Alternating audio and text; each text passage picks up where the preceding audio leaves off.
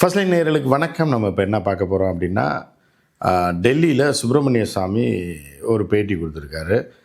அந்த பேட்டி முக்கியத்துவம் வாய்ந்தது. இதில் பல உள்குத்துகள் இருக்குது. அதை தான் நான் உங்களுக்கு பிரித்து டீட்டெயிலாக சொல்ல போகிறேன். இதில் என்னென்னா 2 முக்கியமான விஷயம் இருக்குது.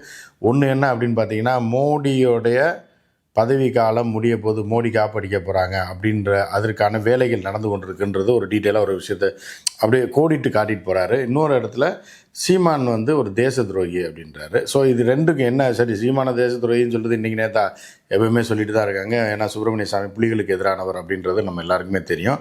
ஸோ இந்த தருணத்தில் எதற்காக இப்படி சொல்கிறாங்க, யார் யார் கேம் ஆடுறாங்க என்னன்றதை நம்ம டீட்டெயிலாக பார்க்கலாம். ஸோ இப்போ பார்த்தீங்க அப்படின்னா, மோடிஜியை பொறுத்தளவுக்கு கட்சியோட சட்டத்திட்டங்களின்படி, ஆர்எஸ்எஸின் திட்டங்களின்படி என்னென்னா, இப்போ யார் வேணாலும், அதாவது முதல்ல எப்படி இருந்ததுன்னா, அதாவது திடகாத்திரமாக, அதாவது நடமாடக்கூடிய வரைக்கும் அவங்க பதவியில் இருக்கலான்ற இருந்தது. என்ன பண்ணுறாங்க அப்படின்னா, மோடி ஆட்சிக்கு வந்ததுக்கு பிறகு மூத்த தலைவர்கள்லாம் ஒழிச்சு கட்டணும்னு ஒரு திட்டத்தை போட்டு என்னென்னா, மோடி ஆட்சிக்கு வந்த உடனே பெருசுகளை பூரா தள்ளி விடுறாங்க. முதல்ல அத்வானியை ஒழிச்சு கட்டணும் அப்படின்றக்காக என்ன பண்ணுறாங்கன்னா, 75 வயதுக்கு மேற்பட்டவர்களுக்கு பதவி கிடையாது அப்படின்றாங்க. 75 வயதுக்கு மேற்பட்ட பதவி கிடையாது அப்படிங்கும்போது அத்வானிக்கு அப்போதே 75 வயதுக்கு மேலே ஆகிவிட்டது. ஸோ இப்போ 90 வயசு மேலே ஆயிடுச்சுன்னு வச்சுங்களேன். அப்போ 72 79 வயசு ஆனோன்னா அவர் எம்பியாக கூட ஆக்காமல் கட்சியை ஆரம்பித்தது யார் அப்படின்னா, வாஜ்பாய் அத்வானின்றது எல்லாருக்குமே தெரியும். ஸோ பாரதிய ஜனதா கட்சியை துவக்கியதே அவர்கள் தான் 80களில். அந்த தலைவனையே எம்பியாக கூட ஆகாமல் துரத்தி விட்டவர் தான் மோடி அப்படின்றது உங்களுக்கு எல்லாருக்குமே தெரியும். இது வேணே இந்த திட்டம் கொண்டு வரப்பட்டதே. இந்த பாரதிய ஜனதா கட்சி ஆரம்பித்ததில் முக்கியமான 3 பேர் யாருன்னா, வாஜ்பாய், அத்வானி, முரளி மனோகர் ஜோஷி. அப்போ உயிரோடு இருக்கிறது அத்வானி, முரளி மனோகர் ஜோஷி. இந்த 2 பேர் உள்ளே வந்தால் அவங்க சொல்கிறத நம்ம கேட்கணும். அதனால் இப்போ நம்ம டேக் ஓவர் பண்ணிட்டோம், நம்ம இப்போ அப்படியே அமாவாசை மாதிரி பிரதமர் ஆகிட்டோம். இன்னும் இவர்களை தூக்கி கடாசி விட்டால் தான் இந்த கட்சியை நம்ம வழி நடத்த முடியும். 2வது ஆட்சியிலேயே நம்ம சுதந்திரமாக சுற்ற முடியும் அப்படின்ட்டு இந்த ஒரு திட்டத்தை போட்டு இவர்களுக்காக கொண்டாந்த மாதிரி இல்லாமல் 75 வயசுக்கு மேலே எதுக்கு யாராக இருந்தாலும் போயிடணுன்ற மாதிரி கொண்டு வந்துட்டாங்க. அந்த ஆர்எஸ்எஸ் முட்டாப்பர்களும் சரின்னு சொல்லி இதுக்கு ஒத்துக்கிட்டவொடனே முதல் பலி அவர்களுடைய ஆட்கள் தான் தூக்கிட்டாங்க 2 பேரையும். ஆர்எஸ்எஸோடைய தூண்களாக இருந்த அத்வானி, முரளி மனோகர் ஜோஷி போன்றவர்கள் எல்லாத்தையும் தூக்கி காலி பண்ணி கடாச்சி விட்டாங்க. கடாச்சி விட்ட உடனே என்ன ஆயிடுச்சு அப்படின்னா, இப்போ இதே தானே மோடிக்கும் அப்படிங்கும்போது அப்போது மோடிக்கு 60 சில்லறை 70 ஆக போகுது, அவ்வளோதான். 60 சில்லறை தான் இருக்குது. ஸோ இவர் இன்னொரு 10 வருஷம் இருப்பார். அப்படிங்கும்போது 10 வருஷத்துக்கு மேலே மோடிக்கு அப்போதைய கனவே 5 வருஷம் இருக்குது, இன்னொரு 5 வருஷம் எக்ஸ்டென்ஷன் கொடுத்தா அதோடு போயிடலாம் அப்படின்னு நினச்ச மோடிக்கு, அதாவது திண்ணையில் படுத்திருந்தவனுக்கு திருக்குன்னு வந்தாங்க கல்யாணன்ற மாதிரியான நிலைமை மாறுறோடனே மூத்த தலைவர்களாக ஒழிச்சு கட்டிட்டு மோடி வந்துட்டாப்புல. மோடி முதல் ரவுண்டு ஜெயிச்சு, 2வது ரவுண்டு ஜெயிச்சு, தொடர்ந்து இன்னும் உயிரோடு நம்ம வாழ்நாளில் எவ்வளோ நாள் உயிரோடு இருக்குமோ அதுவரை நாம் பிரதமராக தொடர வேண்டும்ன்ற ஆசை மோடிக்கு வந்துடுச்சு, அமித்ஷாவுக்கு வந்துடுச்சு. உடனே என்ன பண்ணுறாங்க அப்படின்னா, இதுக்கு கட்சியோட தலைமை ஒத்துக்கணும்ல, பாரதிய ஜனதா கட்சி தலைமை ஒத்துக்கணும். தலைவர் சொன்னால் மட்டும்தானே ஒருத்தர் பிரதமராக கண்டினியூ பண்ண முடியும் அப்படின்னு ஒன்று என்ன பண்ணுறாங்கன்னா, ஜேபி நட்டான்னு ஒரு ஆளை வைக்கிறாங்க. இந்த ஜேபி நட்டாவை என்ன பண்ணுறாங்கன்னா, டோட்டலாக ஆட்டையை போட்டு ஜேபி நட்டாவுக்கு என்ன பண்ணுறாங்க, ஜேபி நட்டாவோட பதவி போன எலெக்ஷனுக்கு முன்னாடியே முடிஞ்சுது. வேணுன்னே என்ன பண்ணுறாங்கன்னா, ஜேபி நட்டாவே எலெக்ஷன் முடிகிற வரைக்கும் இருக்கட்டும்னு சொல்லி எக்ஸ்டெண்ட் பண்ணுறாங்க.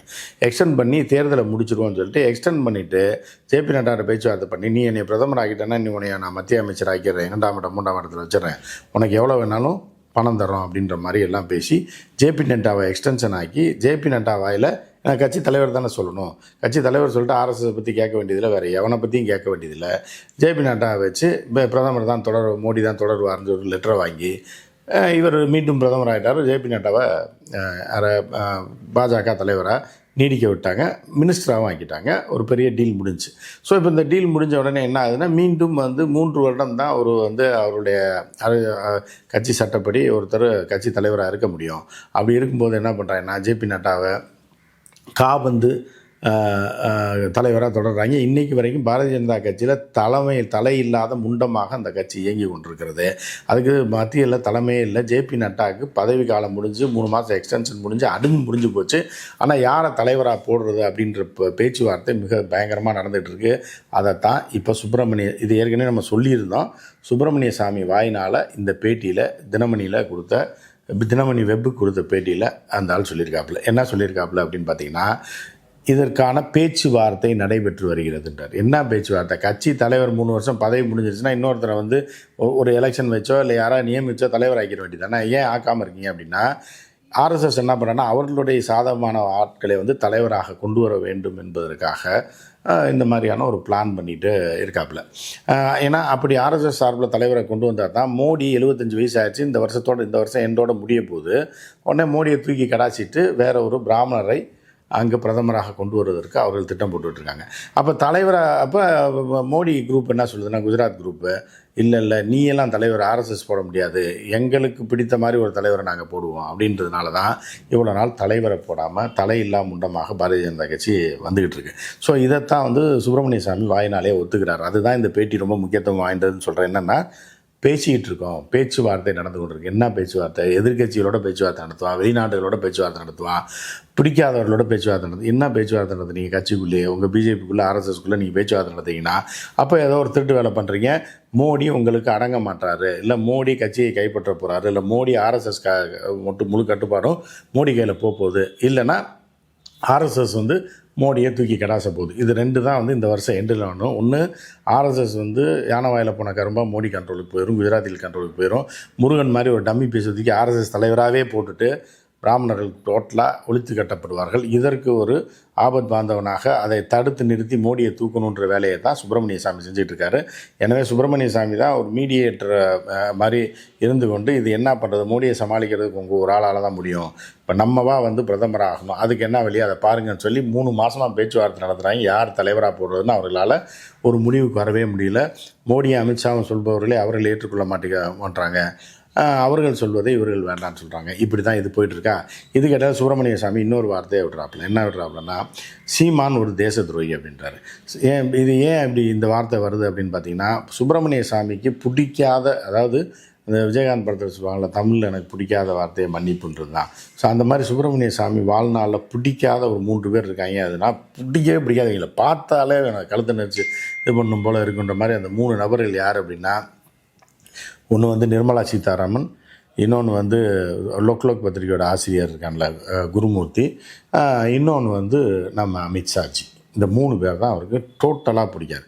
ஸோ அந்த வகையில் என்ன பண்ணுறாரு அப்படின்னா, இந்த இப்போ லோக்லோக் ஆசிரியர் தான் என்ன பண்ணுறாருன்னா, சீமான பில்டப் கொடுத்து இந்தியா உளவு அமைப்புகளோட ஒரு டையை போட்டு இவனை வைத்து இப்போ சீமானை வச்சு பெரியாரை எதிர்ப்பது, திராவிட இயக்கங்களை அழிப்பது, இவனை வச்சே பேச வச்சு காலி பண்ணுறது, ஒரே கல்லில் 2 மாக்கான்ற மாதிரி ஈழத்தமிழர்களை காட்டி கொடுப்பது, ஈழத்தமிழரோட லிங்க் வச்சுருக்கவன், முன்னாள் புலிகளில் இருந்தவங்களோட லிங்க் வச்சுருக்கவன், அடுத்த கட்ட அவர்களோட நகர்வுகள் என்ன அப்படின்றதெல்லாம் மோப்பம் பிடிப்பதற்காகத்தான் சீமான ஒரு டபுள் ஏஜெண்ட்டாக அவர்கள் பயன்படுத்தி கொண்டிருக்கிறார். அதை உடைக்கும் விதமாக தான் இந்த சுப்பிரமணிய சாமி என்ன சொல்கிறாருன்னா, சீமான் ஒரு தேச துரோகி அப்படின்றப்பல.